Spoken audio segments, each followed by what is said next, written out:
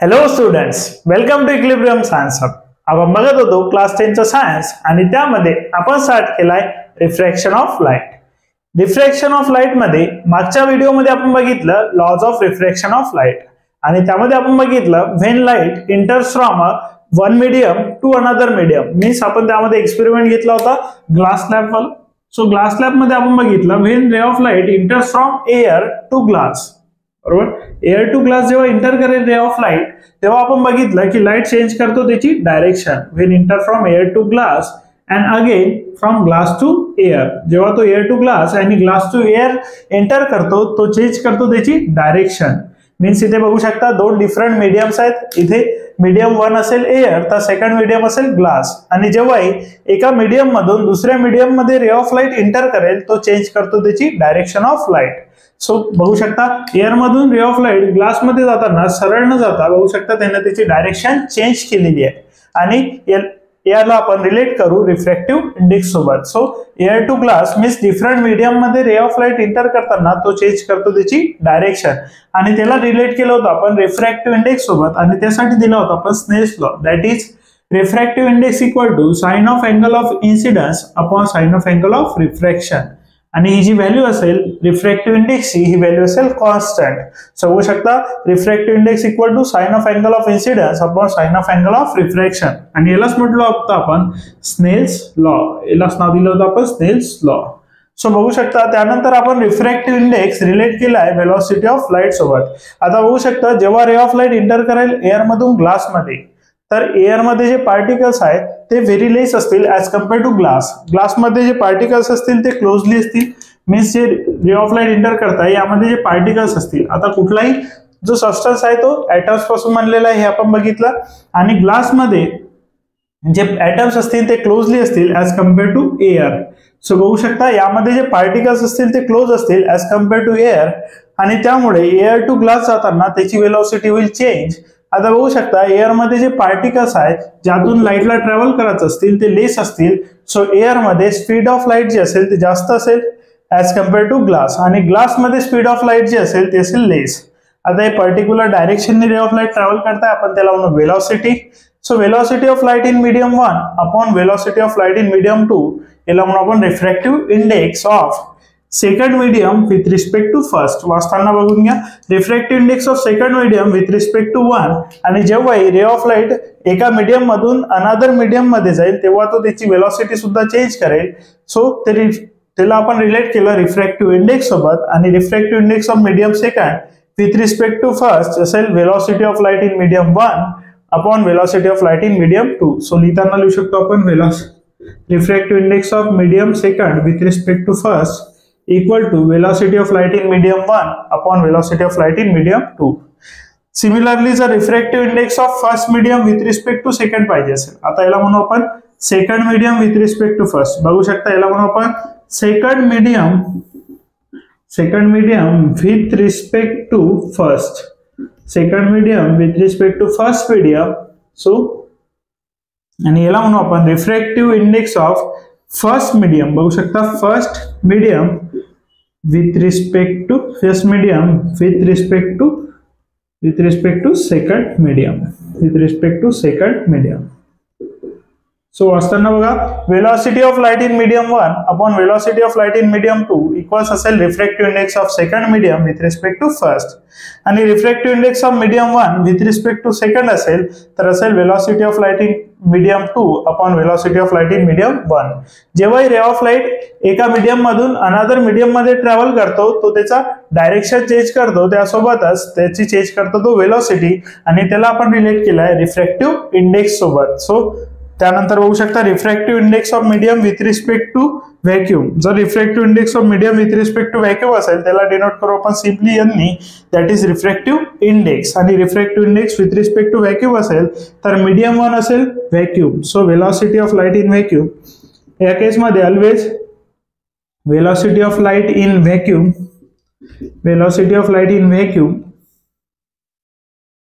with respect to velocity of light in medium. So velocity of light in medium. जेव्हा medium 1 आपण घेतलं velocity of light in medium. जेव्हा medium 1 घेतला आपण vacuum त्यावेळेस refractive index आपण सिंपल डिनोट करू यांनी, आणि velocity of light in vacuum upon velocity of light in medium means first medium जे आहे ते असेल आपलं व्हॅक्यूम, आणि यालाच म्हणतो आपण absolute refractive index. Absolute refractive index means with respect to vacuum जर असेल तर त्याला म्हणू आपण ऍब्सोल्यूट रिफ्रॅक्टिव्ह इंडेक्स. सो होऊ शकता absolute refractive index.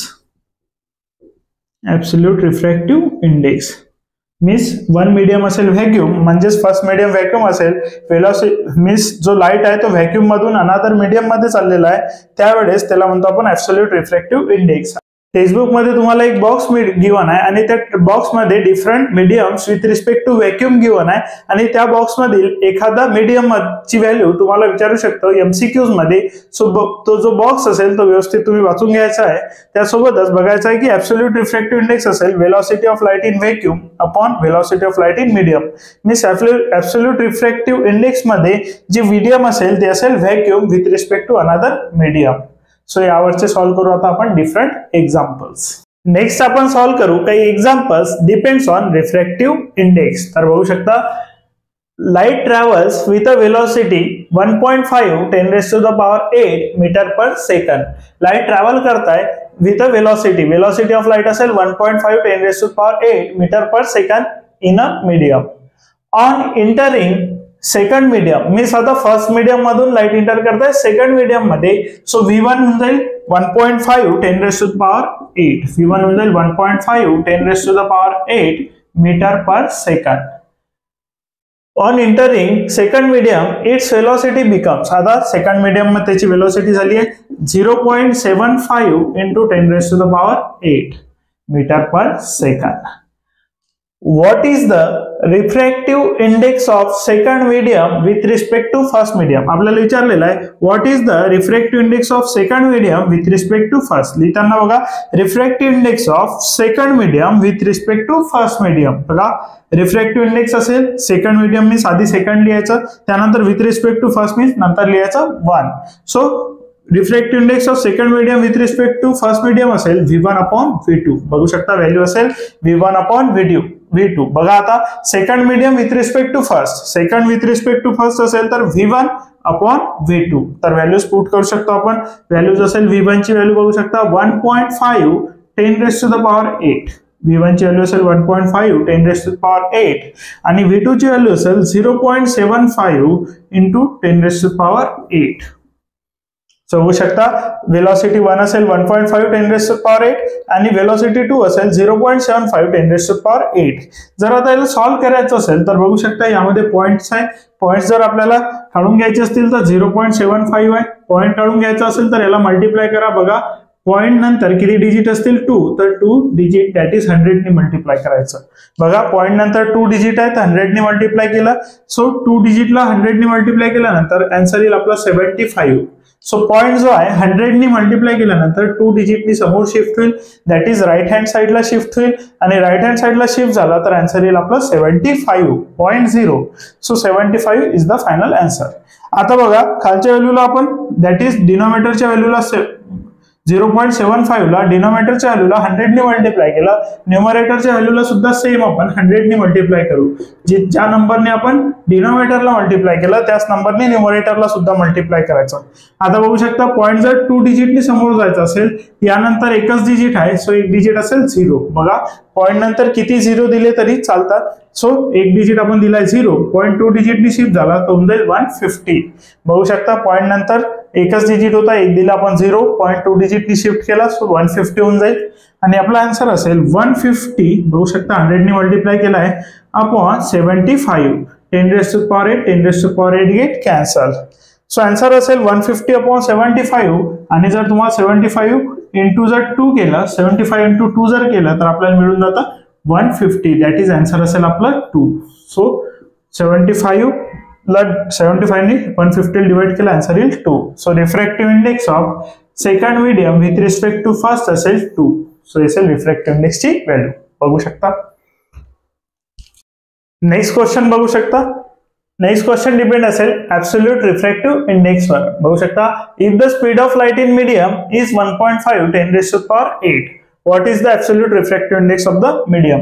Absolute refractive index आपल्याला विचारलेला आहे, that is absolute refractive index equal to question mark. Speed of light in medium घेऊन आपल्याला speed of light in medium बघू शकता. आता speed of light in medium, speed of light in medium equals to 1.5 10 raised to the power 8 बघू शकता. 1.5 into 10 raised to the power 8 speed of light in medium असेल 1.5 10 raised to the power 8 metre per second.